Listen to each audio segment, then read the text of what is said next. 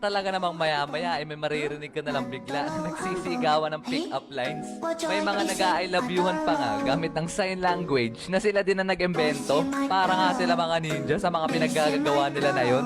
Madami pa nga sila mga pinaggagawa nun. Habang ako ay parang kulangot lang dun sa ledgi kasi hindi ko kaya yung mga pinaggagawa nila. Feel ko kasi nun ay parang sobrang bata ako pa para magkajowa. Pero meron ako ng dalawang tropa na kasama din sa mga nanliligaw dun sa taga-katapat namin na building. At simula nung napasagot na nila yung mga nililigawan nila sa kabilang building, ay dito na nagsimula yung mga hindi inaasahan na pangyayari.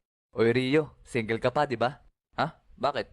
Ngiting may binabalak kayo ah. Di pre, baka gusto mo kasi magkajowa. Hehe. Kaya nga pre, may rereto kami sa'yo. Sira ulo, hindi naman ako nagpapahanap ng jowa. Yung naging GF kasi nung dalawa kong tropa mga repa ay magkaibigan at meron pa silang isa pang kaibigan na babae at yun ang nirereto ng dalawa kong tropa sa akin. Ano pre, gawin mo ng GF para pa magde-date ay magkakasama tayong tatlo. Kaya nga pre, ay pasa ko dyan mga pre. Sinabogart na lang total naman jowa na yung mga yon. Sira ulo, ikaw nga yung gusto.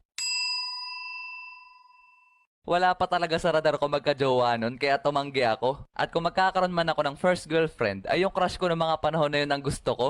At pagkatapos nun, ay biglang kumalat yung balita na nagkakagusto daw sa akin si Moana. Di niya tunay na pangalan. As in, kinabukasan, pagpasok ko ng classroom, ay biglang nagtingin na sa akin yung mga kaklase ko.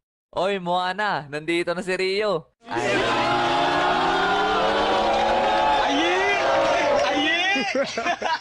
talaga namang, oh my God. Gusto ko na lang maglaho na parang bula noong mga oras na yon. As in, gabutil yung pawis ko sa hiyanon. At pagkatapos nun, ay hinilan nila si Moana papunta dun sa kanilang bintana. Tapos nagkatinginan kami. Kau bilang kau tuh paling manis aduh mama bikin salah tingkah saja kau